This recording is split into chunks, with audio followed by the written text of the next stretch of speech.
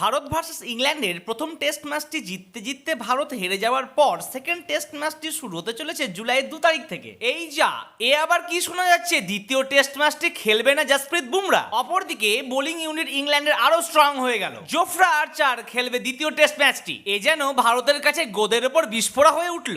এখন সবথেকে বড় প্রশ্ন হচ্ছে, উইদাউট বুমরা ভারত কি জিততে পারবে দ্বিতীয় টেস্ট ম্যাচটি? নমস্কার, আমি প্রীতিশ, আপনাদের স্বাগত জানাই ক্রিকেট স্ট্র্যাটেজিতে। প্রথম টেস্টে 5-5টা সেঞ্চুরি করেও ম্যাচ জিততে পারেনি ভারত, যার জন্য কাঠগড়ায় তোলা হচ্ছে খারাপ ফিল্ডিং ও বোলিং ব্যর্থতা। ভারত ও ইংল্যান্ডের মধ্যে 5 ম্যাচের টেস্ট সিরিজের দ্বিতীয় ম্যাচটি বার্মিংহামের অ্যাজবাস্টন ক্রিকেট স্টেডিয়ামে খেলা হবে। ভারতীয় দলের জন্য এই ম্যাচ জেতা খুবই জরুরি, কারণ সিরিজ 0-1-এ পিছিয়ে রয়েছে ভারত। টিম ইন্ডিয়া সিরিজের প্রথম ম্যাচ হেরেছে, অ্যাজবাস্টনে অনুষ্ঠিত হতে যাওয়া ম্যাচটি জিতে সিরিজে ফিরতে চাইবে ভারত। আর অপরদিকে ইংল্যান্ড 2-0 করতে মরিয়া, তাই এই ম্যাচটি খুব জমজমাট হতে চলেছে। তবে পূর্ব অভিজ্ঞতা অনুযায়ী এই মাঠে ব্যাটারদের দাপট অনেক বেশি থাকে বোলারদের তুলনায়। আচ্ছা, ভারতীয় সিলেক্টরদের কি মোহাম্মদ শামিকে আর শ্রেয়াস আইয়ারকে নেওয়া উচিত ছিল?